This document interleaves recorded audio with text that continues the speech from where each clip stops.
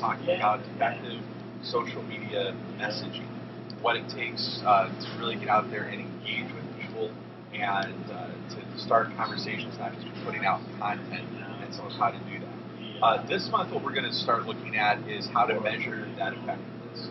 Because in business, I really like what I've read several different places. What gets measured gets improved. And a lot of people, when it comes to marketing online, do not measure or do not know how to measure what they're doing to see, is it being effective and how can I improve it. So what we're going to look at today is 3 very specific tools on how to measure what you're doing with social networking. Now, most everybody, I think, is on Facebook, so that's where we're going to start. When you have a Facebook page, it comes with some measurement already built in, which is called Insights. Sorry, Mary Ellen. Yeah. Go ahead, I'm hearing it. And what this does is it allows you to see some of the very basic aspects of what kind of engagement you're getting from your followers. Now, this is very limited in what it can do. There's some other things I'm going to show you that you might want to consider as well. But it gives you a good starting point. So when you look at Insights, and first off, let's show you how to get it here. So when you're on your Facebook page, when you're logged in as an admin for your Facebook page, right over on the right, there's these buttons that nobody else has unless they're an admin. One of them is View Insights. So you just click on that, and it pulls open these analytics for you. Are they always there? Yes. Yeah. Again, as long as you're an admin for the site. So if you're logged in and under a different user account, like I have 2 different user accounts, one's an admin, one's not.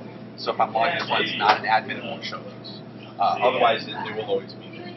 So the first thing you're going to see is your general trends for the month in terms of user activity. Really what this does is it tells you how many likes you've received that month, so how many new people have liked your page. It tells you how many lifetime likes you have, so just in general, how many people are liking your page, and then how many active users you have. And what that looks at is, for the time period that you're looking at, how many people have looked at your page and done something with it, whether it's just coming and looking at it or interacting with it in some way. It's basically how that impression counts. And it also gives you the trending up and down. So for my Facebook page right now, you can see I'm 400. Oh, you can't see that. Let's see.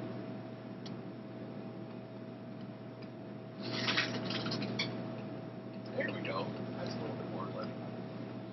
I'm 400% higher than I was for the month previous.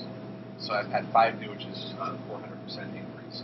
Below that is basically the same stuff. Hard to see this way. It's your graph, so your visual way of being able to see it. Below that is your interactions. And so this is when people are actually starting to engage your page. So whether they're liking a post that you put on, not just your page, but an actual post, or they're posting a comment, it's when they're starting to engage it in some way. That's what this piece will show you. And that's really the piece when you start looking at social networking that you really want to keep an eye on, is the engagement factor. Are people engaging what I'm saying? Okay, so that's what the insights look at. Again, that's all they give you right now.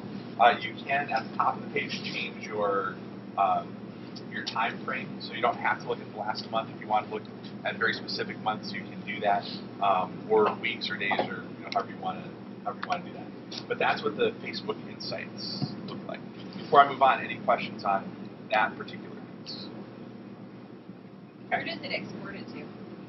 When you export, good question. Your hard drive, and then it's going to export it either as an Excel document or a comma delimited, which you would still open in Excel. The difference between those two is Excel might have formatting that makes it look pretty.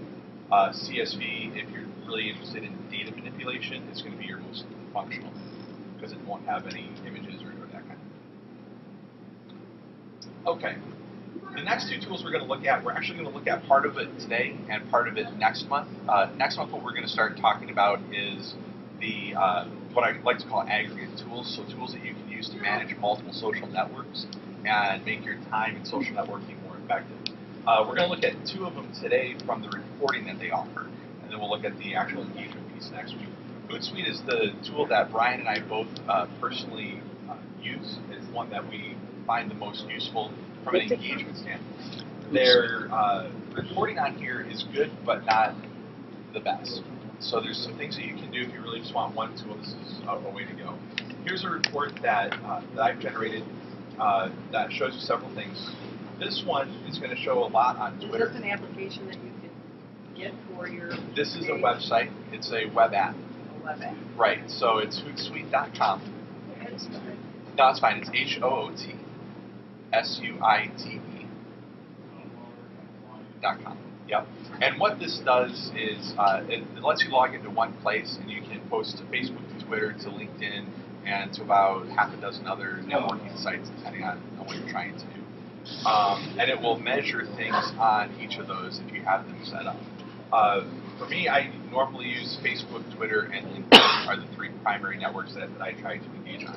So that's what I look at. Here, what you're going to see is some trending in this report that gives you some statistics on your followers. So the first one right there is followers and visits and tweets is what that looks like. So how many tweets were posted that day, and then the blue is how many visits did that would be to my Facebook page. So it looks at both Facebook and Twitter. The next one down is my Twitter follower growth. So how many people are following me, and as it increases, it will start trending up. Below that is the OW.ly summer stats. What OW.ly is a URL shortener. So it's like tinyurl.com or bit.ly. Those are all different URL shorteners. This one is really strategic because it lets you look at what you've posted out through Hootsuite, and whether it's on Facebook or Twitter or LinkedIn or whatever social network it is, it uses the same URL shortener. Embedded in that URL is tracking. So when somebody clicks on it, you know how many times people are clicking on it, regardless of what social network it goes out on. You can do the same thing through other products like bit.ly or tinyurl.com. The challenge with any of those is now you're looking at logging into multiple places to get the information you want. And part of effective social networking is reducing the amount of times you have to log into different places and just trying to streamline. And what was that one? The name of it? OW.ly, that is specifically with Hootsuite. So that's their own URL shortener that they use. You can't get it outside of their product. And Hootsuite, by the way, there's two ways that you can get it. You can get it for free, or you can get it the paid version. Most people, the free version is going to be okay. That allows you to manage up to 5 social networks, and you get 1 user if you pay for the next step up, which is $10 a month. You have unlimited social networks, which for me, because I do it for some of my clients, is very important. It also allows me to have at least one other person on my team. So I could say, hey, Brian, I need you to go do some stuff. I can assign tasks. It also makes it so that we're not just giving out the passwords to every account we have, the people that we want engaged.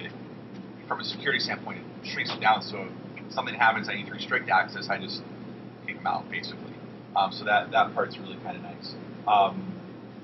But for most people, again, the free version is going to be okay. It does have reporting with it.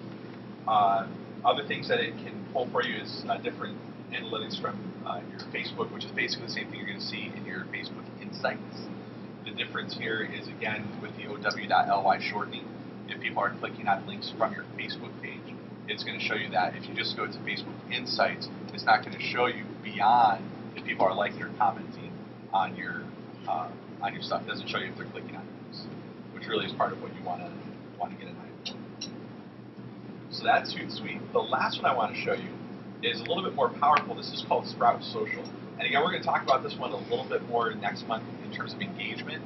From just a reporting standpoint, I like this one because it gives you some metrics that I haven't seen elsewhere. Right at the top, you'll see there's 2 metrics. One is called engagement, one is called influence. And that goes across any of the accounts that you use. Now, to use this, you must have a Twitter account. If you don't have a Twitter account, you can't register for this particular product. But what engagement and influence does, engagement looks at the conversations you're having. Are you just pushing information out all the time, or actually going back and forth with people? That's what the engagement is. And the influence looks at how many people you're communicating with, how many are interacting with your post in some way, whether it's to Facebook or to Twitter or that kind of stuff. And the higher your influence, what they say is the more, hence the name, you're influencing people that you're connected to in some way. It also gives you a really nice breakdown of demographics. This is for Twitter very specifically. but whether you have male or female and what age range you're hitting within, it also will give you over on the right the general statistics for your Twitter account. So new people that have followed you, times you've been mentioned, and the time frame it's looking at, how many messages you've put out, and what your engagement score is for the last month. The next two things we'll talk about next month. Down it does give you a few more stats. More deep than this, when you actually go to the reports, it gives you a network by network report to show you here's what's going on. So the first one is Twitter. And again, just some of the general stats right up at the top, but then it gives you message breakdowns. So tweets sent, conversation versus updates. So how many were actually mentions of other people, where there's conversation going back and forth, how many were just messages that you were posting out, okay? New contacts versus existing contacts, that's pretty self-explanatory. Again, your follower demographic, and then your followers versus following. So the light blue is how many followers you have, the dark blue is how many people you're following. And as you're increasing in the people that you follow or the people who are following you, obviously that will fluctuate. A little bit of up and down is normal. If you're really trying to be intentional on engaging your networks, you should see it trending up in both directions. You're following more people are following you. Okay? So just something to keep an eye on. For Facebook, I know that's where a lot of people are at right now. So a lot of the same information that you're going to get out of the insights. So your basic information is here, which is going to be new fans, unsubscribes, comments. Let's see if I can make that bigger. There we go. Wall posts and reviews. And then over here is just the graphic representation, page views versus unique visitors. And so what that means is the people who have visited your site uniquely, so individual people, versus the number of times your page has been viewed in total. So if I've gone on, looked at your Facebook page 10 times, it counts me as one unique visitor with 10 page views. The difference between those. Impressions, what that looks like, or what that looks at is the messages that you're posting to your Facebook page, how many times they're being impressed on other people's walls. So you have 60 people who follow your Facebook page, and you post something out. Your goal is to have that impressed on 60 people's walls. It may or may not be depending on their settings and how often they log in and that kind of thing. Question? Oh, no, that's okay. So that's what the impression count is. And again, you have general versus unique. So how many total versus the unique individual people was impressed on.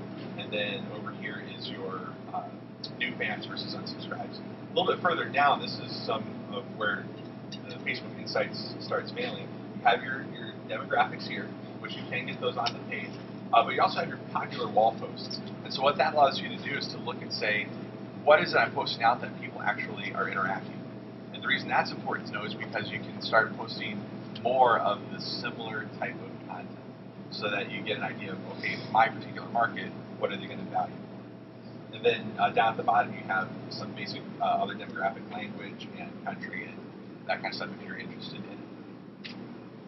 So a lot of different things. I think probably the most valuable piece out of Sprout Social is the engagement and the influence factors. It helps you, and we'll look at this next month with the engaging back and forth, finding people to follow and making sure that you're responding to messages. But that engagement influence is really important. That helps you understand the messages I'm posting out. Am I just talking all the time? Is it just noise that people are filtering out? Or is there actual conversations taking place? It's from the conversations that business really starts forming.